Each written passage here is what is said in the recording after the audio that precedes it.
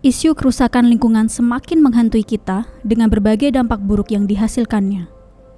Timbunan sampah, banjir, tanah longsor, kebakaran hutan, hingga perubahan iklim yang sangat drastis, seolah menjadi pekerjaan rumah bagi seluruh penduduk bumi. Kita mungkin sudah berlebihan dalam mengeksploitasi.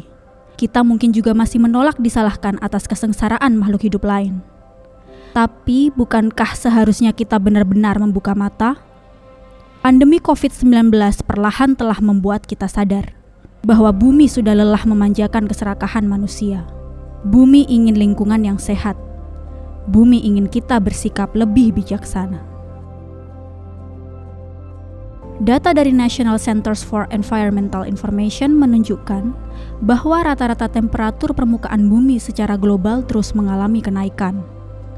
Hal ini dipicu dari banyaknya gas karbon dioksida dan gas rumah kaca yang dihasilkan dalam beberapa dekade terakhir. Saat ini aktivitas manusia membakar bahan bakar fosil dan peristiwa kebakaran hutan menyumbang sekitar 11 miliar metrik ton karbon ke atmosfer setiap tahun. Menurut laporan khusus ilmu iklim Amerika Serikat, jika emisi tahunan terus meningkat pesat, seperti yang terjadi sejak tahun 2000, maka model yang dapat diproyeksikan pada akhir abad ini, suhu global setidaknya diperkirakan akan naik sebesar 5 derajat Fahrenheit, menjadi lebih hangat.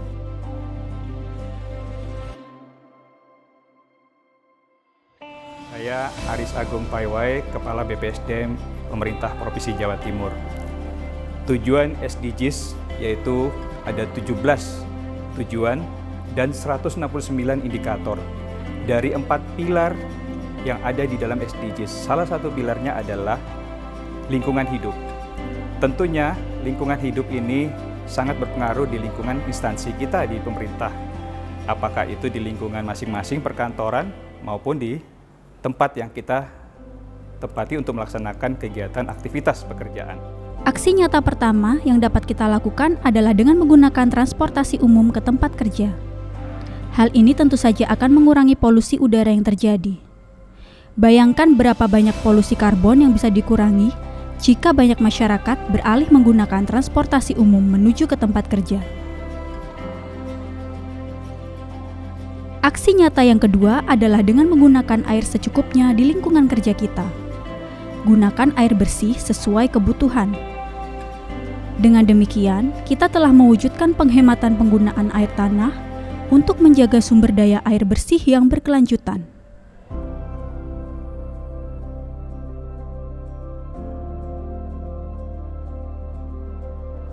Aksi nyata ketiga yang dapat dilakukan adalah dengan menghemat kertas. Gunakan kertas bekas layak pakai untuk mencetak dokumen yang dirasa tidak begitu penting, guna meminimalisir penggunaan kertas. Untuk dokumen yang bersifat penting, mencetak bisa dilakukan pada 2 sisi kertas baru untuk menghemat kertas yang digunakan.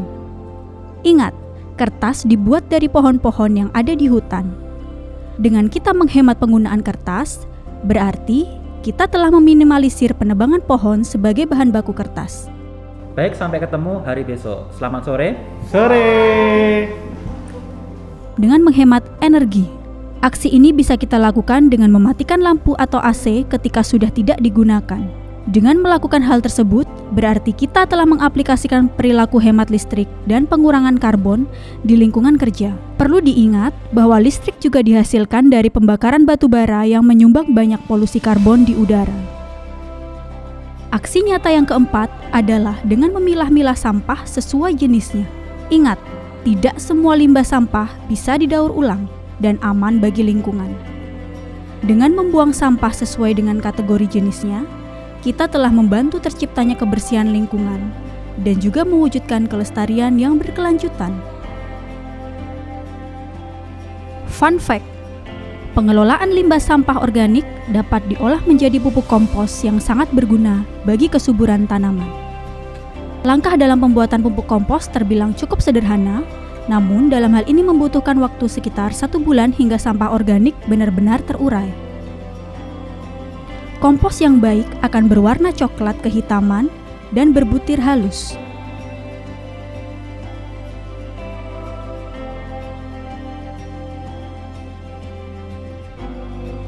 Aksi yang terakhir adalah dengan menyediakan sedikit ruang hijau atau green corner di lingkungan tempat kerja kita. Dengan adanya beberapa tanaman hijau, tentunya dapat menambah keasrian dan juga dapat meningkatkan produktivitas kinerja ASN. Bagaimana teman-teman? Cukup mudah bukan 6 hal yang telah kita contohkan tadi? Dengan prinsip refine, reduce, reuse, recycle, recovery, dan juga retrieve energy, maka kantor yang ramah lingkungan dapat diimplementasikan sebagai bentuk organisasional ASN dalam menjalankan aktivitasnya sehari-hari. Tentunya dengan adanya komitmen dan kemauan bersama, akan terasa lebih mudah dalam mewujudkan perilaku budaya hijau demi terciptanya green office dalam rangka meningkatkan pelestarian lingkungan. Mari bersama-sama lakukan aksi nyata untuk lingkungan yang lebih baik.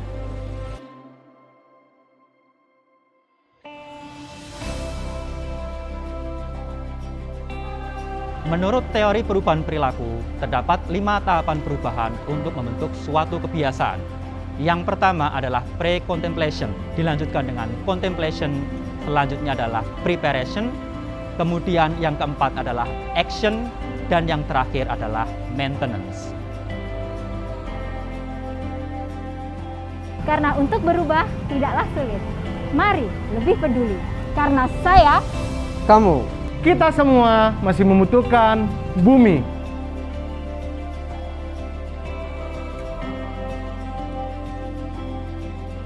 Kami, ASN BPSDM Provinsi Jawa Timur, siap mewujudkan Green Office melalui budaya hijau.